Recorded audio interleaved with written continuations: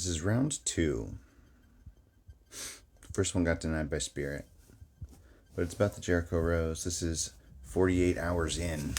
We have 1 day remaining. It's looking pretty green. You can see the coins down there on the bottom.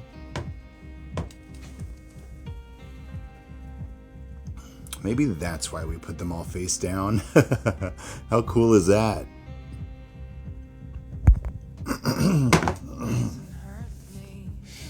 Anyway, I think that I found the perfect world tree.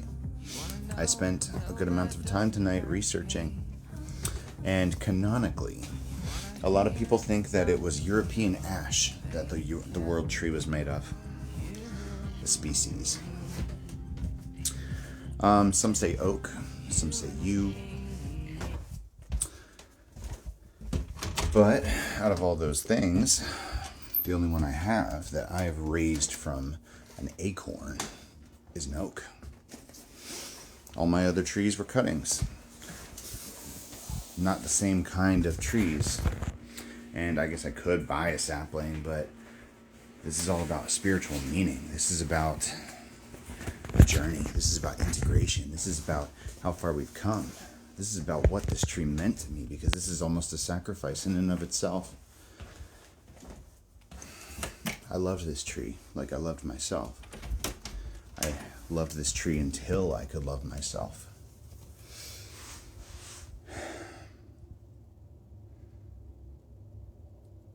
I loved this tree like it was my twin flame, because that's what this tree represented to me. Our relationship. Me and the twin flame. And it's almost like this last act of letting go, to reassign it now. Because once I bury the coins in its roots, it grows around them.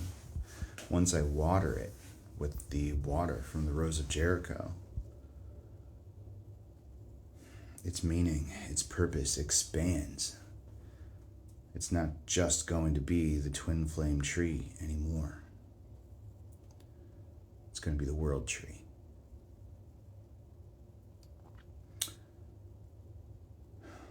Bigger and more expansive than I ever planned.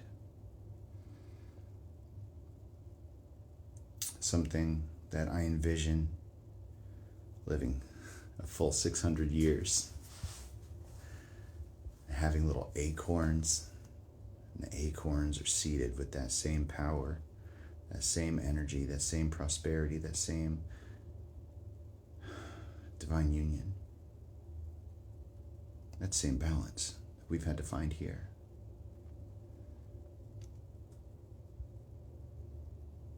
That this tree's spiritual power will carry down for generations, and it will ripple into a forest just as we ripple into the world.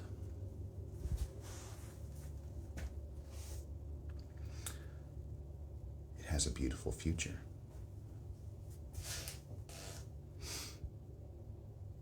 You never know what's going to happen. But this is the dream Spirit's put in my head tonight. This is what I see. And this little guy has been through it. As an acorn, it had, 22 siblings? All of them died one by one. Improper conditions, poor lighting, rot, over-moistured. But this one, it got chopped, it got ruined, it got separated from its nut. It lost the only thing providing it nutrients. And I loved it so hard that it survived somehow. Maybe Spirit did. It had one little taproot when the nut was separated. And somehow, even though it wasn't ideal, it survived. And it grew taller, and it was healthy, and it mirrored my relationship with my twin flame and our growth. And then it got chopped in half by animals, I think multiple times. And I was sure it was going to die, but I never stopped loving it. I never stopped caring for it. I never stopped treating it as if it was an extension of myself, just like he is an extension of me, or me, him. Mirrored halves, split off from the same source. Self-love was difficult for me to learn, and this is how I did it. This tree, and then the others. That person, and then the others. And with this kind of context, this kind of perspective now, I'm realizing that the destination may never have mattered. We could still run into him in that corner cafe in Germany. He could still show up here any day. Or maybe it was never meant to be.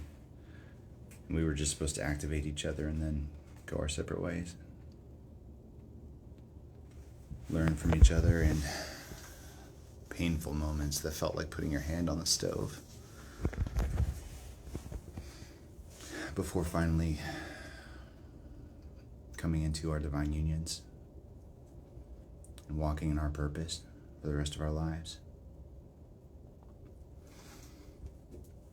Any future's possible.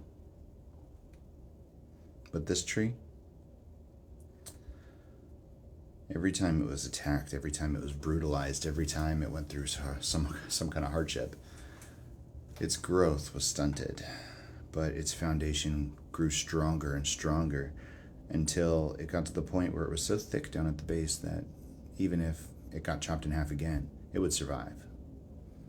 It made sure it would survive. Let's see if I can show you. The leaves this last year grew misshapen because of all the trauma. But it has a very, very good looking trunk. Not a whole lot of green left. It's very, very dormant. And most of the leaves were very, very ugly, misshapen. It's got some branches though that these might die back. It looks like this is going to be the new branching. If you can get a good look from the side, you can see just how thick the root has gotten.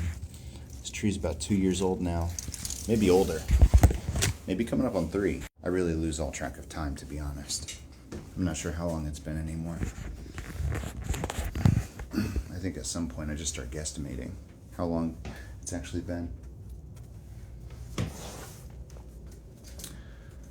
Tomorrow night, dormant or not dormant, we are going to water that tree with the resurrection water. And the ritual will be complete. And then we'll bury the coins, which I don't know if I should actually bother repotting it. It's not a good season to repot. But I could, I don't know, I'll have to think about how I deal with the coins. I don't want to be in here. I'll have to think about how I put the coins in, because the idea is that the tree is supposed to root around them. Theoretically, I could just wait to bury them until spring after I do the next repot, and then allow the roots to grow around the coins, and then maybe the next year it'll be time for a transition or change. I can plant it out in the wild, or I don't know, maybe in a different pot. I'm not sure how long it's actually going to stay with me before it becomes a wild tree. There's a lot here that Spirit will have to clarify for us. But there's also a lot that I don't think they could make more obvious. What an adventure. What a journey. What a process. I love you guys.